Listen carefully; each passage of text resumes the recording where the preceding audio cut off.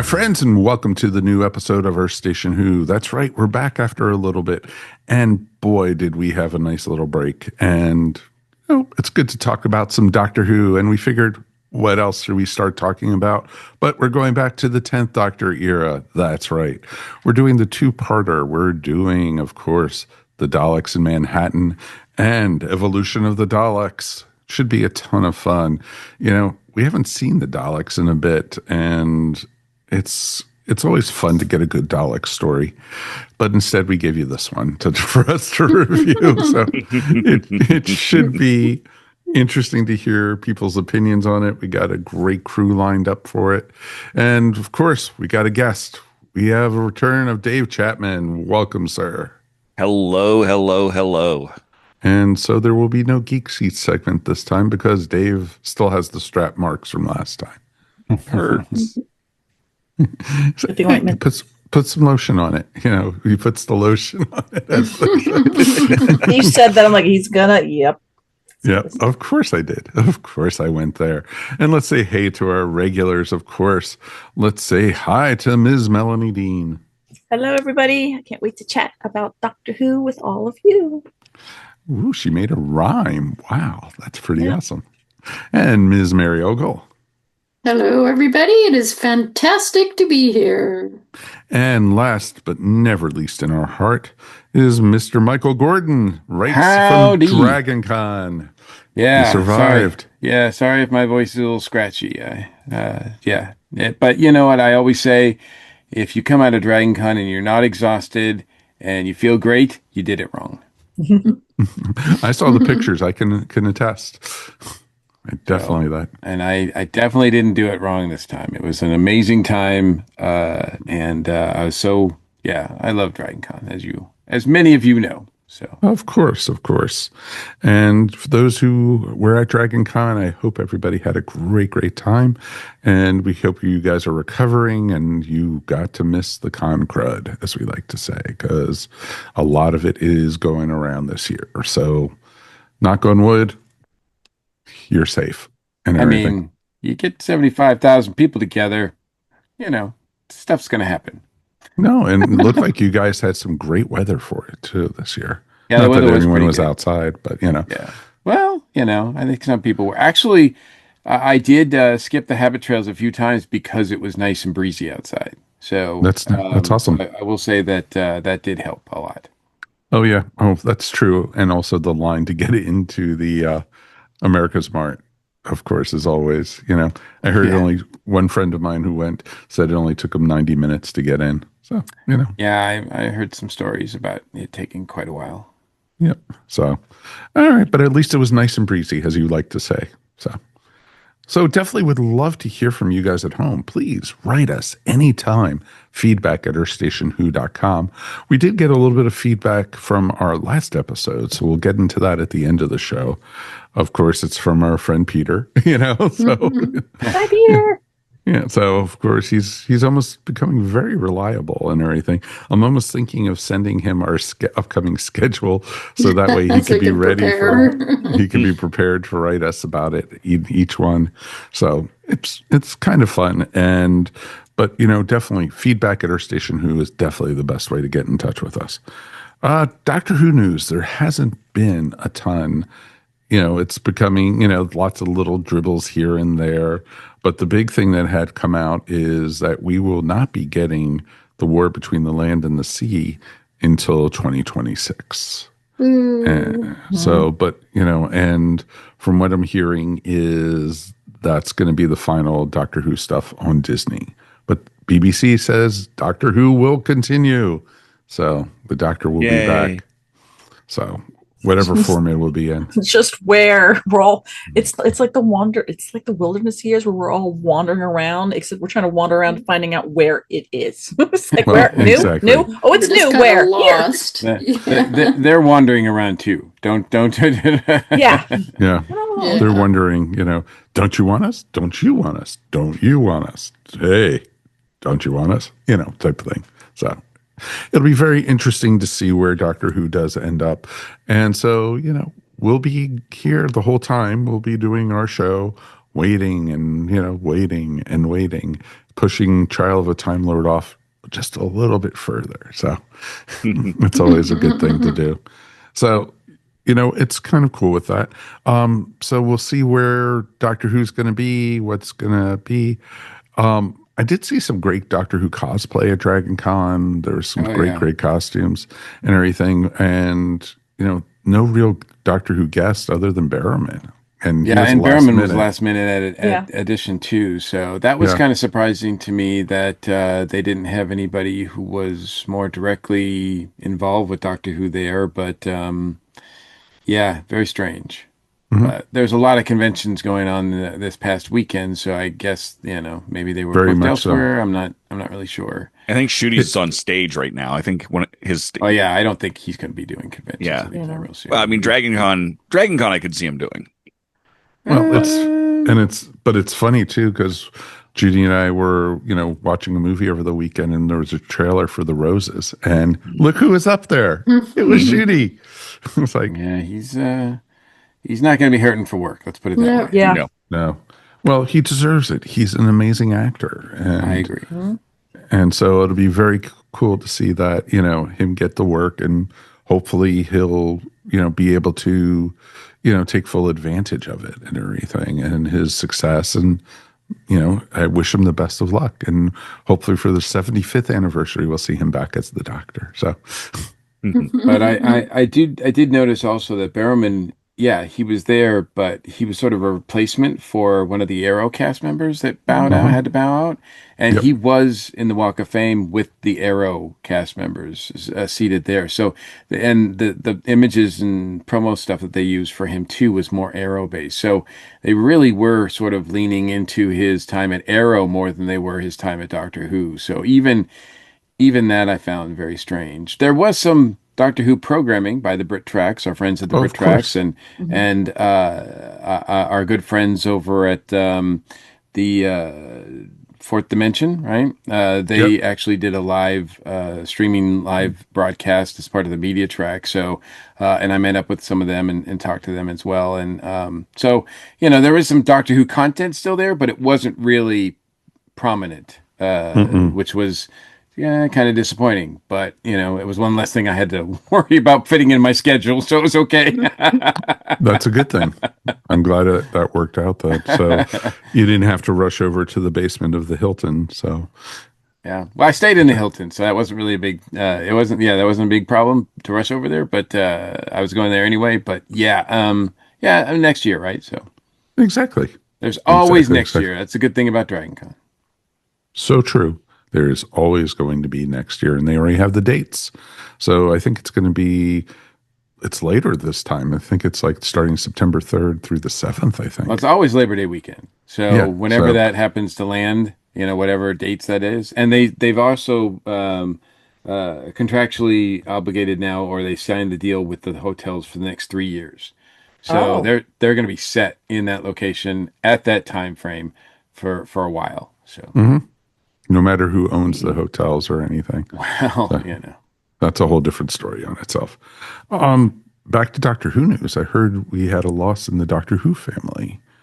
Mike G, you brought that up before. I saw that while I was at Dragon Con. I saw the news that Christopher H. Bidmead passed away. He was, for those people who are not sure, he's involved with the classic series. He was a actor, journalist, but also a screenwriter. And for Doctor Who, he was a story editor and for one season.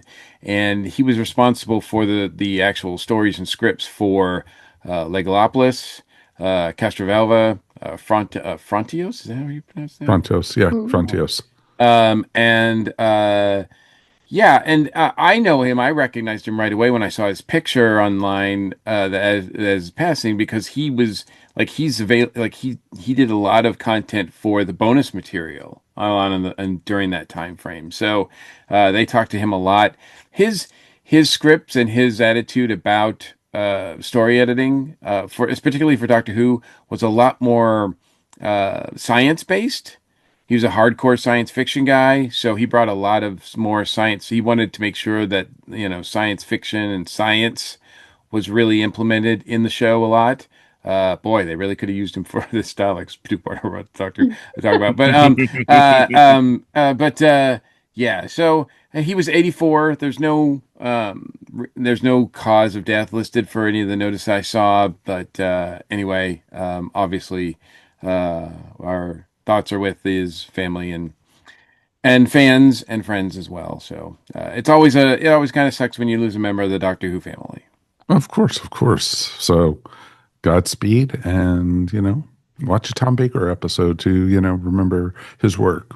So it's definitely worth watching, folks. He also did a couple of things for Big Finish too. One of the Fifth Doctor stories, Renaissance of the Daleks, was based on a story that he wrote, and then he also there was one script that was not produced during his time there, and that was produced as a Sixth Doctor story called The Hollows of Time, and you can find that in the Big Finish Lost Stories series. Gotcha. So definitely, folks, check it out. Definitely worth it. I don't think there's much other Doctor Who news that we really need to cover. So let's take a quick break and we'll be back. And we are going to be looking at Daleks in the Empire State Building and the Statue of Liberty and big pigs. I felt like it was I think it was a Pink Floyd thing I was going through. Yeah, exactly. So we'll see you in a few, guys.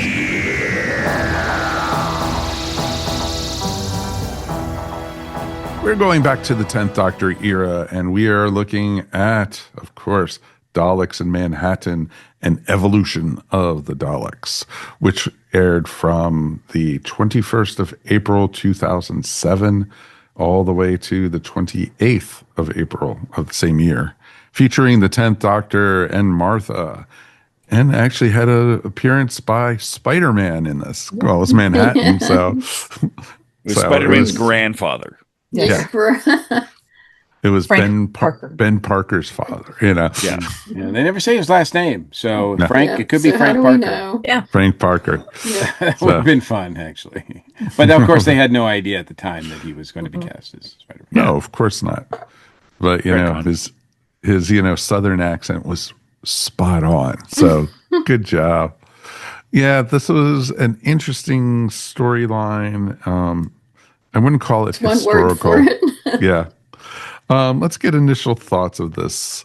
Let's look at our guest first. Dave, what are your initial thoughts on this storyline? I think had I watched it when it aired originally, because I didn't start with the new series till Matt Smith, I think I would have had different feelings about it, almost 20 years ago. Right. I think it has not held up very well. No, not at all. But all of the elements are things that I should like more than I like them all combined, which is a bit weird. It was less than the sum of its parts. Nope. Okay. Fair enough. All right. Melanie. So this is going to be interesting. I'd never seen these episodes. What? There's a lot of holes. There's quite a few holes in my episodes that I've just never seen of New Who, and this was an arc that I'd never seen until yesterday, and today I watched it again. So yeah, you liked it so really much you freaking watched liked it twice. Yeah, you liked Oh yeah, it. I really freaking well. I mean, I watched the first episode yesterday, and then I was able to watch the second one today. I was gonna say you watched it twice. No, it's okay. So yeah, I love the hell out of this. I thought it was refreshing. It was nice to see how I really enjoyed the writing. So I'm gonna probably be a lot different than a lot of everybody else here from what the vibe I'm getting so far from people. But no, I really like the hell out of it, and we'll get into it. Fantastic, Mr. Gordon. I haven't rewatched this probably since they aired, because I think I don't know. I'd have to go back and look and see what my reviews were at the time, but I don't think they were it was very complimentary. And I do remember at the time being like, Daleks again. But as you pointed out, I think it's been a while. I mean, certainly Shooty didn't ever face the Daleks, so it's been a while since we've got a Dalek story. And I mean, I find, you can set your clock now because I'm about to go Chibnall. I'm about to Chibnall bash, but the post-Chibnall era, so many things seem so much better. And I did really enjoy this one the second time around. I think there's some really, really, really interesting ideas here. Do they all come together well? Maybe. Well, yes, definitely not. But there's a like that, as you guys pointed out, that first part is full of interesting things. Like I think the first half of the first episode is really, really strong. Um, and yeah, certain things don't play out very well, but I do really like a lot of things that happen here. And I do like um, Andrew Garfield stands over here in this corner, but there's a lot of other really good performances, I think, here. And like I said, some interesting things that I think have ramifications going forward for the entire series. So I do think it's very interesting. Hmm. And it's a Very much very so. interesting and different take on the Daleks than we've seen before and seen since, really. No, I agree with that. And it ties really well into the Dalek mythos that we got during the Tennant era, especially with, when you saw them, the whole thing with the Cult of Skaro. And then, you had, the Dalek in this one, combining with the human. And then you have, Stolen Earth later. And, with, Dalek Khan and everything like that. And, so it's some interesting stuff with that.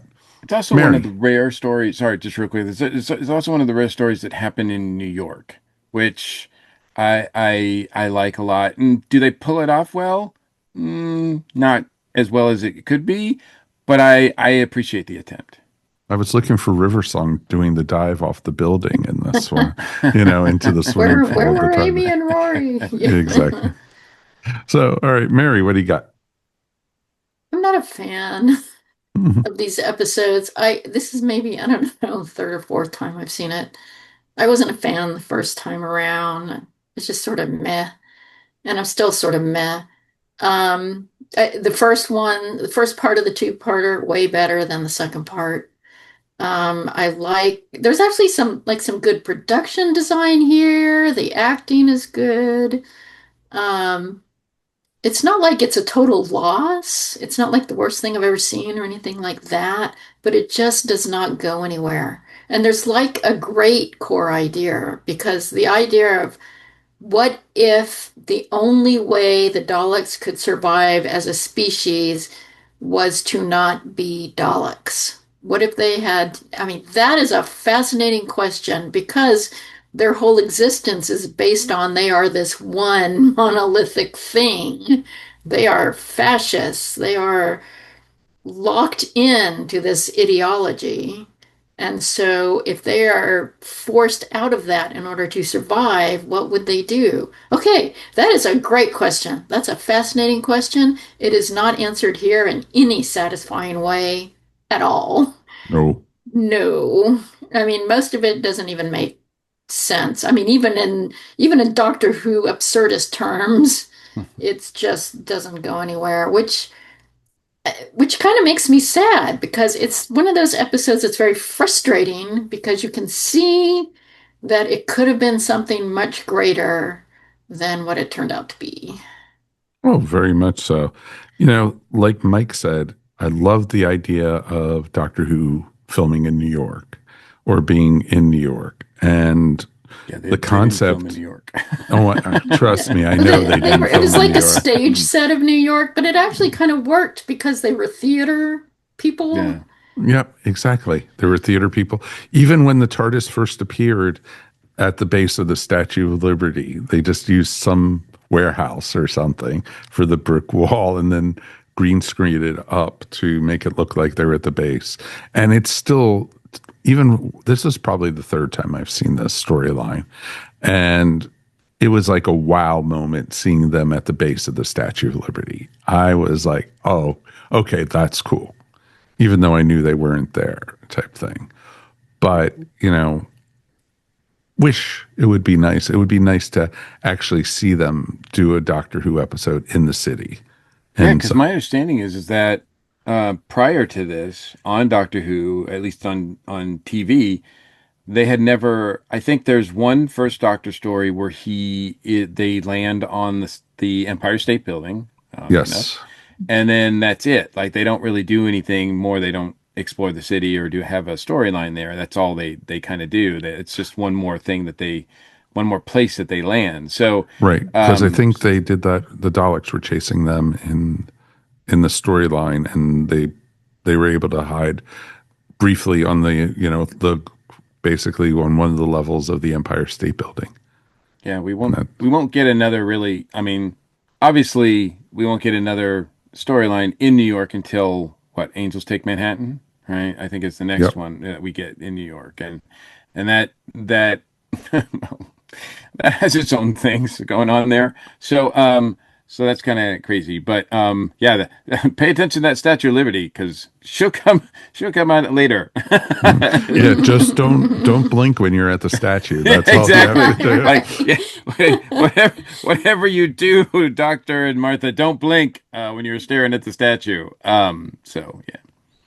Exactly. So, or you find that one out later this season, but I mean, it was nice to see Martha again. That Martha, part is nice, but Martha, they were heavy-handed about the unrequited love crap. oh, Yeah, way too heavy. There's Way, two way scenes in too particular heavy. where that got in the way. Sure. Oh, Yeah. especially like when Tallulah was like, going, "Oh, that's your boyfriend, isn't it?" I could see it on your face, and it's like, Yeah. oh, and her accent. Oh my God, could they get any forced? Yeah, I was kind of waiting for her to bust out into Suddenly Seymour. She Yeah, had that exactly. same sort My of theory fake on Tallulah. accent. I like I've- Miranda Raisin in this. I like her Yeah. as Tallulah a lot. I mean, of course I know her from MI5, and because she was on there for years, and I like her as an actress. So I thought she was having fun with the role, playing. I mean, she's not these. Look, it's they're not playing actual like people. They're not trying to make it real, right? They're playing like stage production people or characters that you would recognize from the movies of the 30s and the 40s, right? So, Of course. so I mean, think that's it's a what deliberate stereotype. absolutely. And I Oh, thought exactly. she was great.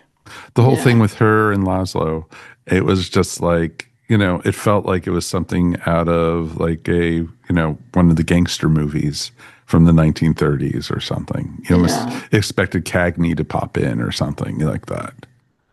My understanding is that there was some gangster elements originally part of the script, but then I think it was getting too much. So I think Russell, actually, what I found really interesting is that originally this two-parter was assigned to Stephen Moffat to write. And he was really busy doing, I believe, Jekyll at the time, and so he opted to do Blink instead. Smart move. And so it would have been really interesting to see Moffat do this two-parter. I don't want to, dismiss Helen Rayner's writing here because I think she does. Like I said, she has some interesting ideas. But I don't know. I think this had a lot of tinkering with Russell T in it too. So I don't know. The end result is what it is, and we don't know who is responsible for what. But I do find it interesting that they tried to do a lot Oh, very much so. because you've They're got like very Phantom of the ambitious. Opera elements to this about the theater and the disfigured lover like it's usually so you've got those elements in this too, and you've got this alien invasion story, and you're telling this thing about last of their kind, that both the Doctor and the Daleks, and this evolution, if you will, of their encounters and their journey together, and it's just too much to like. They needed to streamline it down, even more so, I think, because No, you I didn't need agree. the pig guys. You didn't need the pig guys. No, they didn't need to No. be there at all. Well, and even the whole premise of them. What is the point of?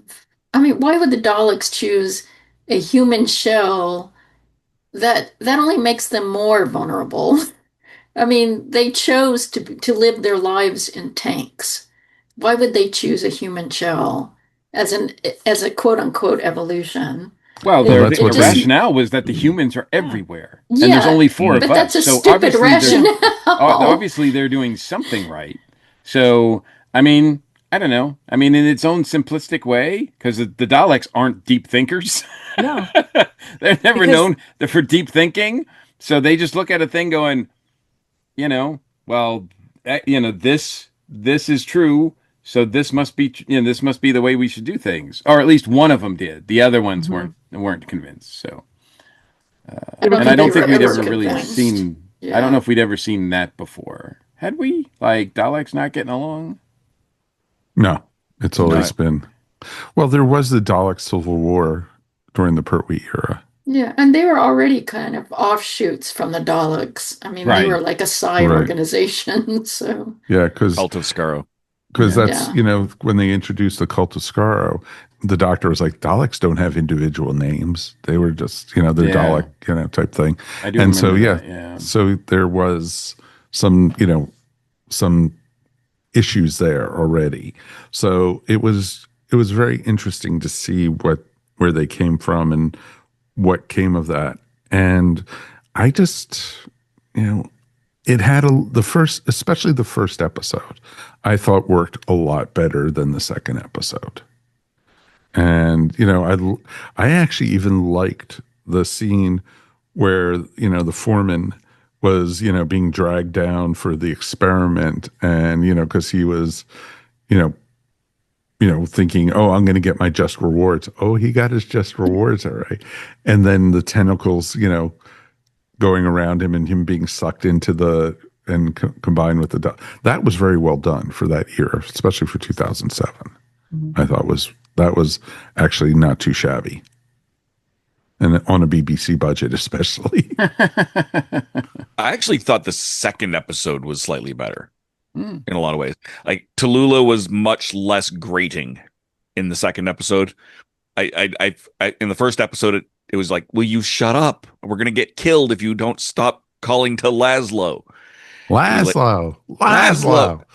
I swear, she grows old, goes into the far future, and meets a guy named No. Benny, Oh, and becomes that woman. That's what that stuck in my head as she's calling to Laszlo, and we're like, shut up.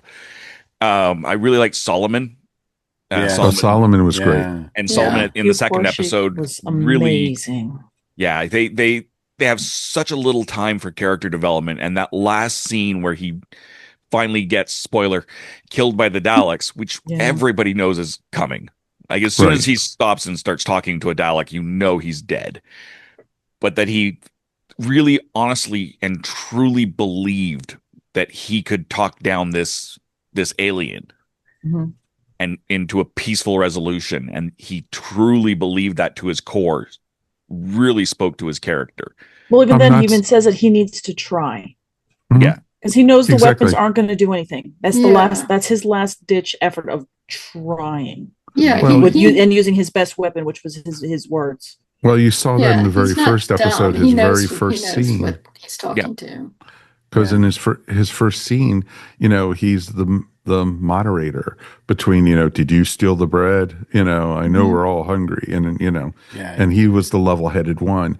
And so when he got, basically assassinated, destroyed, killed, whatever you want to call it, by the Dalek, it was not surprising at all, No. because there is no talking reason to a Dalek. Right. Well, I mean, but that's the thing. It's like, and he's fulfilling the role that usually the Doctor does, right? The Doctor is usually the one that says, like, let's take a minute, let's try to communicate. But of course, the Doctor knows the Daleks better than anybody, and he knows that's not going to happen. That's not going to work here. But he's of course, when it comes to the Daleks, he's blind, so it takes him a long time to uh, to get on board. But then I do find in the second half, I mean, man, David's trying so hard to make a lot of these scenes work. You can really tell, like some of the scenes between, like there's a sequence between the Doctor and Dalek Sec after he's transformed, where they're kind of like, where he convinces him to help him or whatever, and man, David's trying so hard, but this guy's in so much, like he's not able to give anything because his delivery, and the actor's probably trying to trying to be like a human Dalek, and how would a human Dalek speak? And he's got all these prosthetics on and all this sort of thing, and there's just nothing for David to work with. It's like working with a broom or something, and he's trying really hard, but there's not a lot you can do there. Well, yeah, Melanie, I'm interested in your point of view because you like this episode a lot more than we did. What was it that drew you to it? Honestly, everything. I thought it was well written. The very beginning, I loved the hell that they brought Hoovervilles out. And that's one of those things that people don't realize how many Hoovervilles there were during the Great Depression. So for me as a history buff, that was something, or even just as an art history person, Dorothea Lange, the famous female photographer who did Migrant Mother and all that, all of those photos are from Hoovervilles. So those photos that you might see, like Migrant Mother and all those other ones, those came from those little shanty towns that were in the middle of New York City. So it's funny, like in my mind, like when it comes to history, always repeating itself, but humanity has the memory of Mayfly sometimes, like where you see, like right now we have like, I don't know, tent cities. It's like we had Hoovervilles. We've done this before. But anyway, so I was really happy that they were showing that, and that they were pointing out the fact that the Empire State Building was in fact being built during the still being pushed and everything. And if you look at that again from like a history kind of the perspective, or humanities kind of perspective, of why would you still keep building this huge monument to, like, you know, a lot of money, and it's supposed to be putting tenants in it and all that kind of stuff during the Great Depression. I thought that was a nifty way of going, ooh, you can easily put a Dalek kind of storyline in here, because if on paper it doesn't really make sense that you would have, why would you keep building this because of that? And I love that the Solomon, which, by the way, love the little metaphor of his name's Solomon, so he's wise like King Solomon. I mean, he's the one that actually literally broke he didn't break the baby in half this time. At least he just broke the piece of bread in half and said, "We're all hungry." Exactly. But him pointing out that, you know, look, greed just keeps on going, and showing the tower, all the workers, and that they showed some of the construction workers working up there, and a lot of them going, this isn't the safest conditions. This isn't really great. But you're still going to work because you want that $1 a day. And how just greed and corruption and all that kind of stuff kind of works. I mean, I really just had fun with this. And like I said, this is the first time I saw it. And after seeing like all the seasons as of late, after like post Chibnall, like Jodie, and then with like seeing Ncuti back to back and not seeing Daleks, I was so refreshed to go, ooh, Dalek, ooh, a brand new Dalek story I haven't seen. This is awesome. But yeah, I thought the subplot, like the kind of like B characters, I loved Tallulah. I really liked Laszlo. I liked how that they started like the little, okay, here's the love story in the background. But for me, the voice act, this was one that the accents weren't grating to me because it fit within the timeline. Again, I'm so much of a history idiot that this is how people spoke then, and to their credit, all the actors that they did get with people who could do a really good English accent or a really good American accent. I wasn't getting that, haha, you're just putting one on, or you're just putting one on. You didn't get a lot of Perry, basically. I didn't get the parody. I didn't get any of that. No, people truly did talk like that. No, they did. And it was interesting because I'm glad you caught a couple of different things that I was going to bring up, especially the accents and such were spot on. Even the way, you know, like Tallulah was talking and, you know, throwing in some of the oi, you know, and, you know, stuff like that. People who were not Jewish even talked that way back then. And it was just part of the vocabulary, especially up there in New York. I had great aunts that sounded like that. Yeah. So that was like, no, that's Aunt Rosie. Like Tallulah to me, that was Aunt Rosie.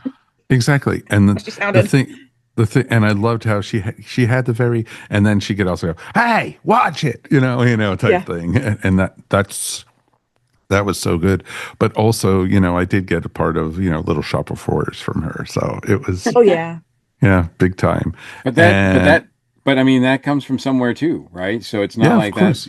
Yeah, No, it's not like that's the exactly. only time Yeah, they But, it is. I use mean, that. that is based on reality. I oh, mean, as far as the exactly. accents go.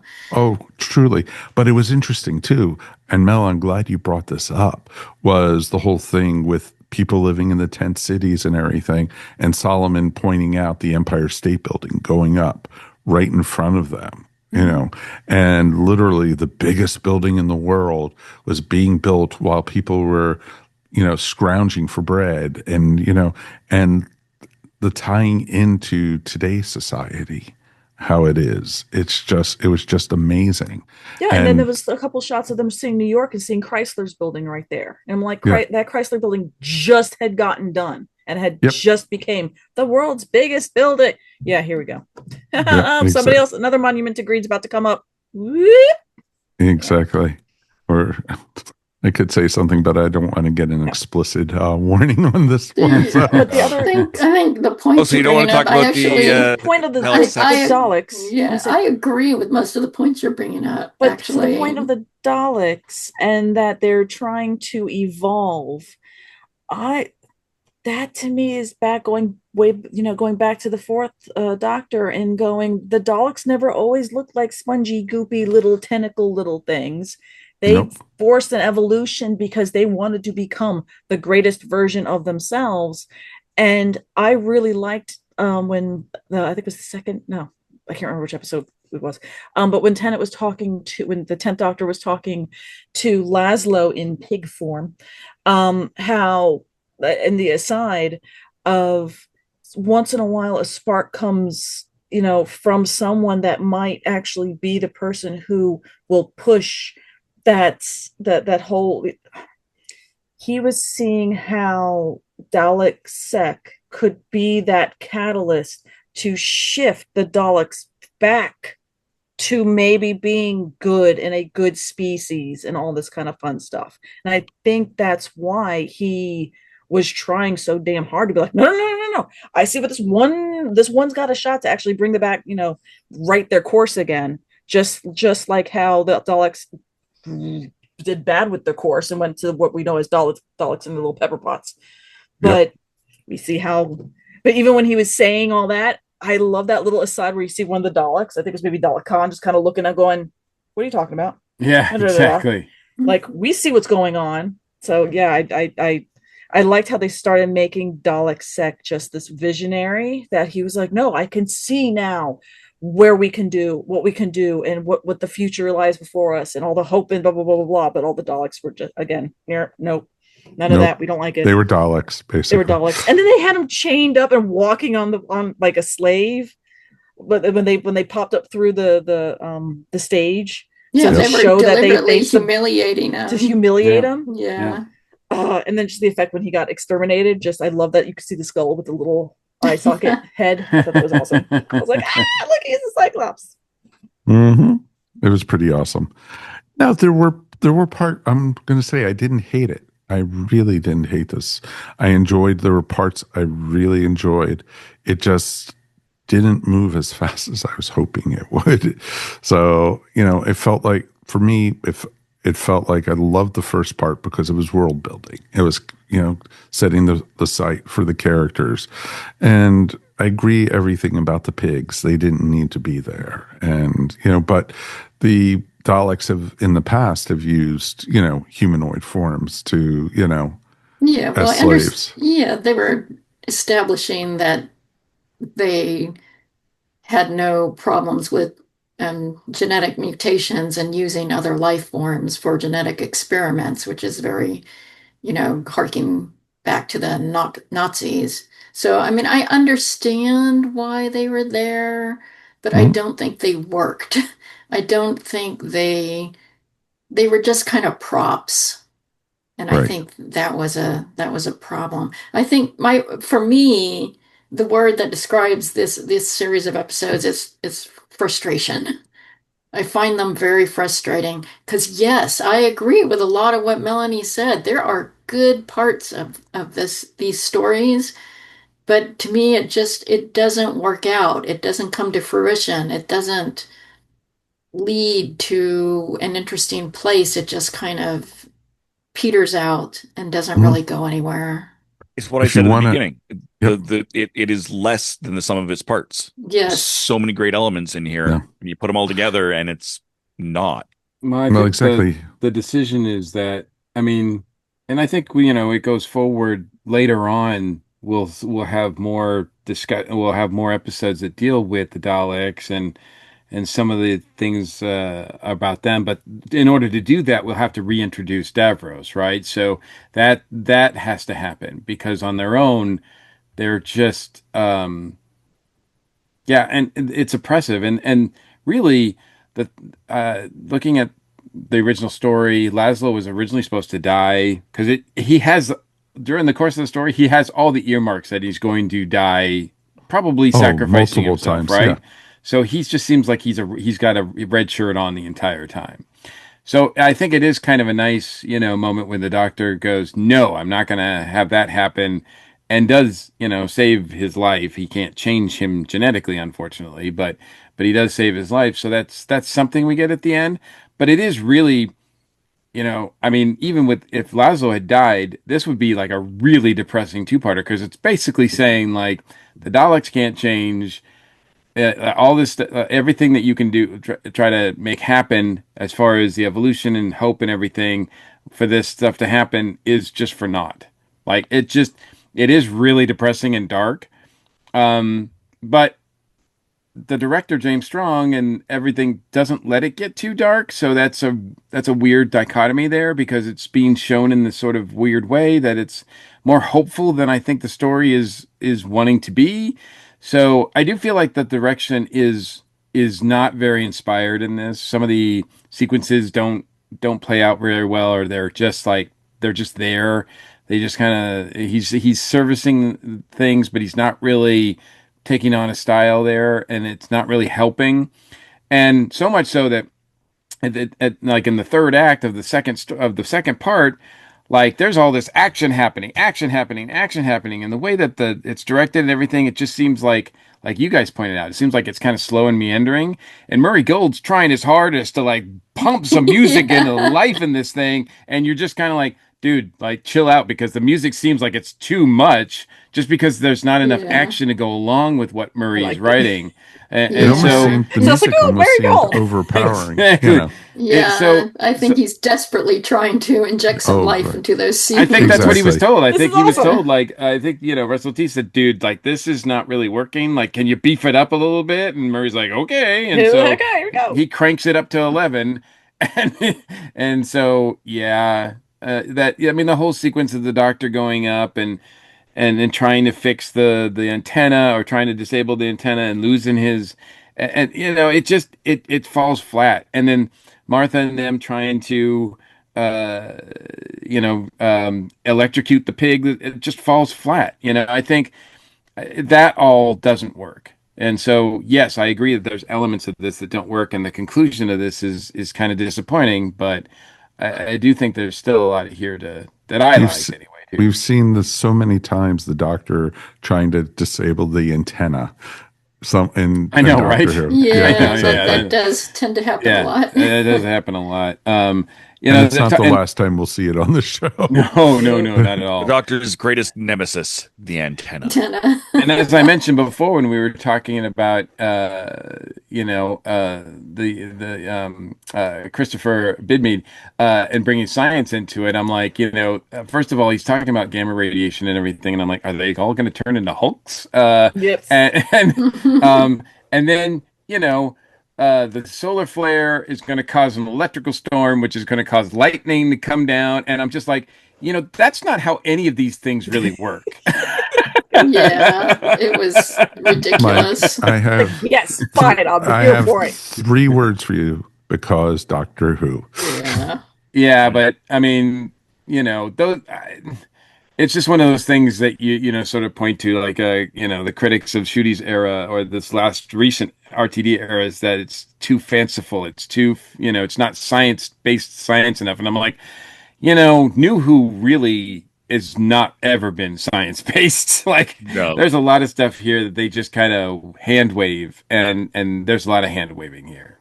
I really appreciated that the Dalakium, I can never say the word. Dalek Those panels, Dalek yeah, that the panels weren't Yeah. riveted to it, but that they had clamps on them because they at least thought it through of going, if this is like the strongest metal ever alloy ever created, you're not going to be able just to pop a rivet through it. Yeah. So I No. really appreciated that. I also now know that the Sonic can work on rivets. So that was pretty Well, it's metal. Like, Of course it can. It's not wood. It's okay. not wood. Okay. Yeah. The Sonic can work on whatever the script needs it to work on, and it doesn't Yeah. work on whatever the script needs it not to work on. Touche. But That's how the Sonic works. But once again, is it Millennium that did all the practical effects?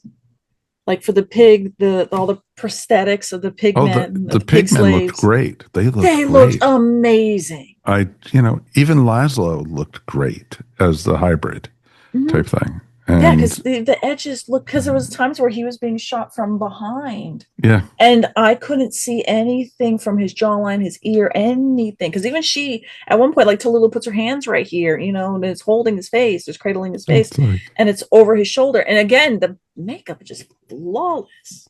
yeah, And it exactly. really, and even Dalek Sec, just the idea that the actor, he's still using his mouth, but the eye Oh, yeah. moved left and right, it blinked, Mhm. and I mean, little tentacles were moving also. But I was really staring it down, trying to figure out where is there a little bit of, I think when it goes up and under a little, there's a little that the shadow actor can there. see through. Yeah. Yeah, that the actor might be able to have like just a little bit that they can see, because there's some areas where he's acting and he's moving in really tight quarters, and I'm going, all right, you have to be able to see at least down where you're going, because Mhm. but I was just like staring it down, like, how is that built? How did they do that? Where I can't even imagine know. how heavy that thing I was was. doing this. Oh, that had to be super heavy, especially if it had animatronics in it or some kind to move the things. So it was I do not fault the costumes at all in this, and they captured the clothing of the era really nicely. Mhm. I thought it looked great. I like that they were Tommy guns for the Dalek, the human Daleks that were genetically became Frankenstein and they go over there, they grab their little Dalek things, and they were little Tommy guns. I'm like, you don't need the round. You know what? That's fine. Let's go with it. I love it. I'm here for it. I love it. It's aesthetic. Because Doctor Who. They just had fun. That's yes, okay. go for it. I tell you what, it seemed like, speaking of the costumes, I have to double check this, and I don't know if there's a way that I can like corroborate this or whatever, but it really looks like Solomon's hat is an Indiana Jones hat. I mean, it really looks like, I've studied like Indiana Jones hats before, and I have a couple of them here, and I'm like, man, it really looks like he's like, the actor must have been like, I get to wear an Indiana Jones hat. I get to wear. I think I don't know if the proper name for those is fedora, but or there might be an offshoot of fedoras. But I think it is a fedora. It's a fedora, but it's a specific one. Yeah, it's a specific one. Look. And yeah, well, but it looked pretty did work sharp. with George. He did work with George Lucas before. He was this, Captain Panaka. Yeah, I know. So yeah, I was That's like, true. oh, I That's recognized true. him from episode 1. And look, I mean, a lot of like Lucas stuff always shot at Pinewood, so there's a lot of like Star Wars and Indiana Jones props, I'm sure, all over the place in Britain. Oh, you think? I'm shocked we didn't get a giant boulder. As we mentioned, the they did not actually go to Teen. I guess some of the stock footage was shot in New York, because I think they did make a trip to film some stock footage or whatever. But yeah, some of the second unit stuff. Yep. Yeah, but it was cool. Overall, there was a lot to go, ooh, it was pretty. But then overall, it was like, the story. So, but, it'll be very interesting to hear what your guys' scores are. Any final thoughts before we go ahead and rate this one? Especially Mel, because it's your first time. I adored everything about this. It was just fun. I just took all sense of, my bar was low because I was just like, oh, it's Doctor Who, and I haven't seen any Daleks or anything like that. And it's just so refreshing just to sit back and watch an episode that I hadn't seen before, and being able to have characters that I know and love. And I was just in my happy place for these 2 days. I Nice. truly was, and especially with an era of history and of American history that I really know the nuances of. So Mhm. there was a lot of they paid attention to so much, and I really appreciate that for especially a British show. Yep. I did Exactly. also really feel sad that Shooty never got to meet the Daleks because, man, that could have been epic. Yeah, that would have been amazing. I think David really like had more than his share of Dalek True. stories. Yeah. And I wish Shooty could have had one because that would have Mhm. been that could have been fun. If only he could have gotten one of Jodie's that she did, because she got 2 of them. Like, you could have taken this same script or the same story. Like, please correct the second part in particular. But you could have taken the same script and had it be Shooty and one of his companions. You could pick either one, and it would have been entertaining. Mhm. I don't disagree with that. Totally don't disagree with that. Oh, All right, let's go ahead and rate this honorable one. mention real quick. The very end, I really adored the way that the DP did the end of the Doctor confronting Dalek Khan, and that they shot it long shot like a duel, Oh, where yeah. you only saw Khan, and then it went to the reverse. You only saw the Doctor, and then you're ready for that battle of of wits or what have you. And Dalek Khan, all it was missing was Skeletor cackling, going, "Yeah, man," and Peace just out. just piecing out. I was like, I'm like, I hate this, but I love it. Yeah, I like that too because it's like it's set up like a duel, and yet the Doctor's got no weapons, so No. he's got nothing to fight with on that front, and the Dalek's got no wits and smarts about him, so he's got nothing to fight on that front. So what are we gonna like do here? And it was okay. But yeah, I did like the fact that the when confronted with it, the Dalek was just like, I can't handle this right now. Peace out. Exactly. Roll something, bye. I'm out of here. So, all right, let's go ahead and rate this one 1 out of 5. 1 being the worst, 5 being the best. All right, Dave, you're our guest. I want to give it higher, but I can't justify giving it higher than 3. Okay. A perfectly slightly above average 3. Okay, that's totally fair. Mary. Man, I'm sort of waffling between 2.5 and 3 because it just frustrates me so much. So 2.75. And I just realized, we don't see very much of Martha in this. She doesn't get a lot to do in this. And in the scene she does get, it is the unrequited love scenes, which The isn't puppy dog. Yeah. yeah, it's another source of frustration for me. I mean, really, Tallulah becomes the companion. And I'm actually okay with that because I like Tallulah as a I did too. character. So, I mean, it's one of those episodes that's just got great elements in it, but overall, I found it really unsatisfying. So, 2.75. Okay, Mr. Gordon. I'm going to give it a 3.5. I can't go as far as 4 because there's some issues, I admit, but I do like it a lot. And just to as far as Martha goes, I agree somewhat that she doesn't have an arc here or anything, but I did love there's at least 2 instances where the Doctor has her stay behind, but not just because he doesn't want her around or to be safe or whatever. He gives her stuff to do, and he's confident that she'll do it. Like she stays behind with purpose, and I did like the fact that so she does have purpose in this. Now she doesn't. Again, we don't get to see that a lot, and she doesn't get to interact with the Doctor as much in this one. But I did like the fact that he. I did feel like it was strong. She had still a strong outing. Okay, fair enough. All right, Melanie. I love the hell out of this episode. For a 2 episode arc, they had a they had a lot of players to build they had a short time to build a strong ensemble cast. And I think that between like Tallulah, Laszlo, Dalek Khan, or at least his first version of the human, just Solomon, Frank Parker, that's going to be his last name from now on, prove me wrong. I really, really, really love this episode. So for me, in my own thing, it's a 4.5. And the only reason I'm not giving it 5 because I just love the hell out of just suspend my disbelief, and I got entertained. I'm as happy as a clam. It's a 4.5 though, because Justice for Martha, enough of the I just love him so much. You did the Rose thing. God, I hate the unrequited love part with Martha. I absolutely despise it. Justice for Martha, get rid of that, and it would have been a perfect episode.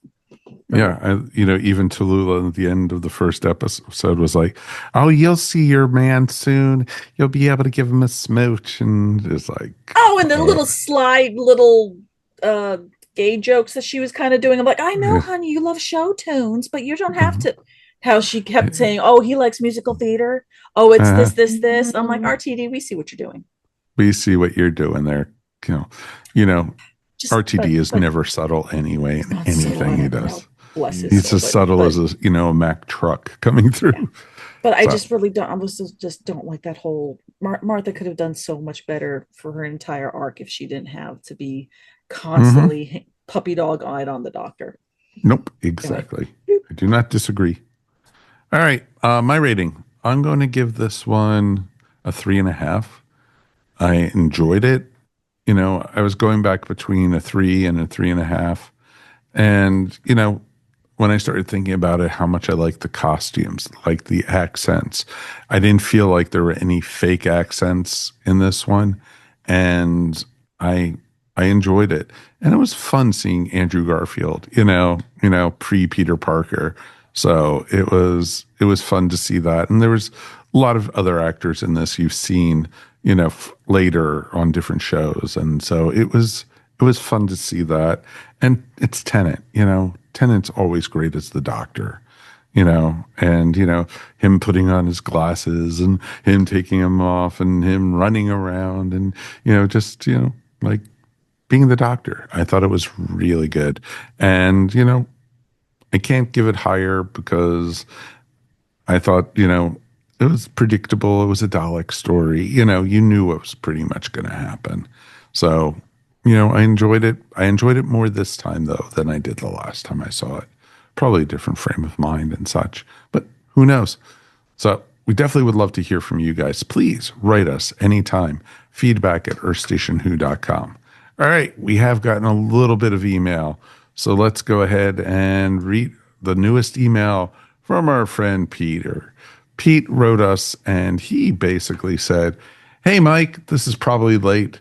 Time got away from me. As for companions, I do love River Song, but I don't consider her a companion as she had Time Lord DNA." Kind of. So does that mean Romana was not? I was just going to say, so did Romana. Yeah, exactly. And she was a companion.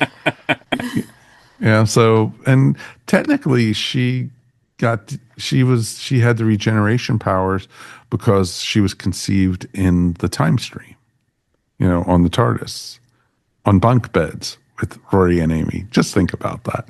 No, don't do it. Yeah. Don't think about it.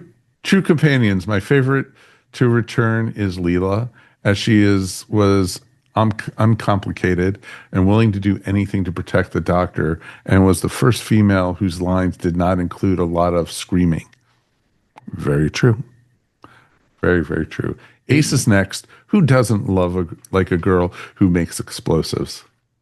In fact, I have a hard time finding a companion I did not like, from Sarah Jane to Rose to Amy to Clara, all people I would love to spend time with and want to do it again, and they all had long runs on the series. Unit spinoff would be a great place to meet Freema Agyeman again. Freema did a great with her role, and she would be great with Unit before, but please, no Mickey. Thanks, Peter. So Thanks, we do Peter. agree with that. Thank you, Peter, as always. Yeah. We appreciate you. So that was a fun episode. We've gotten a lot of, looks on that one and a lot of thumbs up for that up on our YouTube channel. So please, check it out if you get a chance. And, we have, we're just not voices anymore. We're actually pretty faces. So it's always nice. We're faces. We're faces. Yeah. So you can check us up on our YouTube channel. I think we've been doing YouTube pretty regularly now for like last year and a half. So you could see all our stories and such through it. And, and I went through for that last one and I put pictures of every single effing companion there was up on the video. And so please watch it. Make it worth my time. I would really appreciate it. If you get a chance, please like and subscribe. We would really appreciate it. That's the best way for people who could do it. Click the bell. If you get a chance, you'll know when we put up new episodes. And we, from this point on, will be every other week. So it'll be, regular Earth Station Who now. And, we'll have Dave popping up every once in a bit. We'll have, the rest of our lovely faces for a while. So it should be pretty cool because, I'll be here because I can't afford anything anymore because I had to move. So it's like, I'm not doing much anymore. So definitely, please, we definitely would love to hear from you guys. Love to see you. If you get a chance, check out our Facebook group. Definitely we also have our Instagram page, but most of our action does happen up on Facebook. So please, folks, do check it out. All right, let's thank our crew for being here as always. Dave, thank you as always, my friend. Anytime you want me, I'll be here. Yay. I always like hearing that, my friend. You want to promote your stuff? You can always find me on the rathole.ca or the rathole.dotca, depending on the platform. As well, I have a new show with Melanie over there called Happieness Patrol. And you can find that at youtube.com/@Happieness Patrol Show. And we do once a month a show where we do something that makes us happy, talk about Star Wars. Hey, there you go. So you're not painting everything pink, in other words. The logo is, in fact, blue and pink. Oh, there you go. For that very Doctor Who reason. We were named after one gonna... franchise and talk about a different one. There you go. That's pretty awesome. That is cool. It's always great having you, sir. Appreciate it. Let's thank our regulars, of course. Ms. Mary Ogle, thank you so much. Oh, thank you. What a great discussion we had today. I really enjoyed it. Anything you want to promote? You can find my art at maryogle.com or on Etsy at eVision Arts. Excellent. Ms. Melanie Dean, thank you as always. Thank you as always. And anything you want to promote other than your new podcast? Yeah, other than Dave had just mentioned with the Happieness Patrol. No, I've just been working, so nothing else. Nothing else for me on my front. You could always see me on Pieces of Melee on Instagram if I'm posting anything. No, I'm still worky mode. Yeah, I totally understand that. It's like I went dark for 3 weeks on social media. People were writing me, "Are you okay?" It's like, yes. It's called real life. Yes. Sorry, Gal. Yeah, life gets in the way sometimes. And Mr. Gordon, I am so glad you're here. I was worried, after Dragon Con that you'd be too exhausted to talk some Who. I mean, that's the only reason that Dave's here, right? Because it's sort of in case I had to bow out. He is. Yeah. I am the backup. Exactly. He is the official Mr. Howdy at Pensacon. I'm just glad I get to be on the show with Dave because usually he fills in for me. So I'm glad that we get to share some space together. So that's cool. Mm-hmm. Well, exactly. So very awesome, sir. And how can people find your stuff? People can find my stuff by following me on all the social medias. NewLegendMike.com goes to my link tree. And I do wanted to announce, because right before Dragon Con, I made the official announcement of our next project, which is it's an anthology of short stories. It's supposed to come out in November. We'll see. Hopefully, fingers crossed, we're doing our due diligence to try to make that happen. But it is called Jukebox Thrillers, and it is an anthology of short stories by top talents inspired by top tunes from the 80s. And we got a lineup of amazing people, including one person on this podcast Mary has contributed a story, and it's Yay. awesome, totally awesome, Yay. totally tubular. But it's a lot of fun putting it together, a lot of work. We had a lot of people that want to be involved with this, and I can't wait till people get a chance to read it, because it's going through all the stories. There's not a bad one here yet, so it's been an amazing project to be part of. Very nice, sir. Very, very nice. Looking forward to reading that one. So it's pretty cool. I liked your Tales from the Dragon, so it was very cool.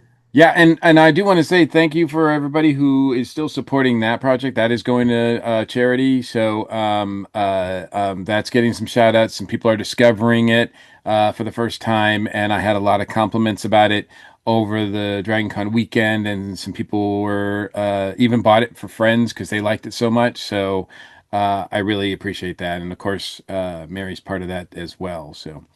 Mary had an amazing cover on that one too.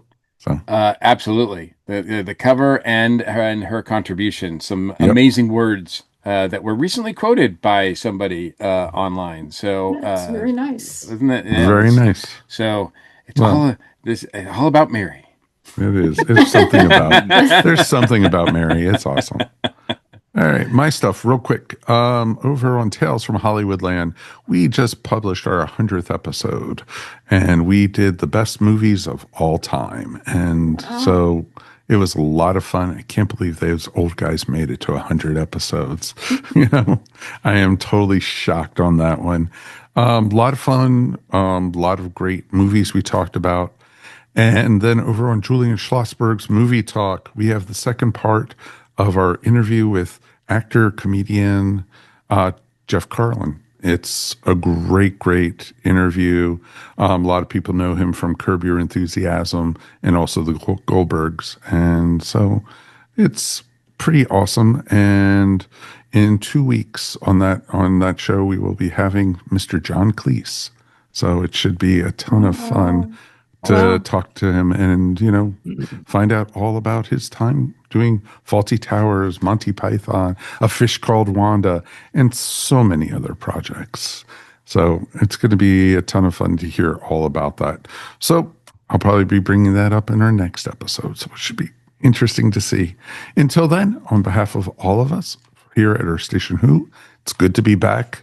It's good to be, we'll be regular, so it's going to be nice to be doing that. And we will be back again in 2 weeks.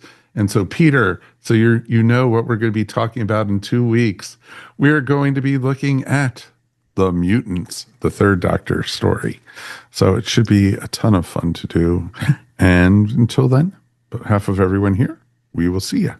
Be well, my friends, and be safe. Bye. You have been listening to Earth Station Who, a pop culture podcast dedicated to all things Doctor Who, featuring talents from throughout space and time. All topics on the show are the sole opinions of the individuals and are to be used for entertainment value alone. You can subscribe to our show wherever fine podcasts are found, or check out our website, earthstationwho.com. Don't forget to check us out on Facebook or Instagram, and if you enjoyed the show, please write to us at feedback@earthstationwho.com. Thank you so much for listening, and we will see you on the next journey of Earth Station Who. This has been a broadcast of the ESO Network. Be part of the crew and help support our shows by donating to our ESO Patreon or by shopping at the TeePublic store, which can all be found at www.esonetwork.com. The ESO Network, your station for all things geek.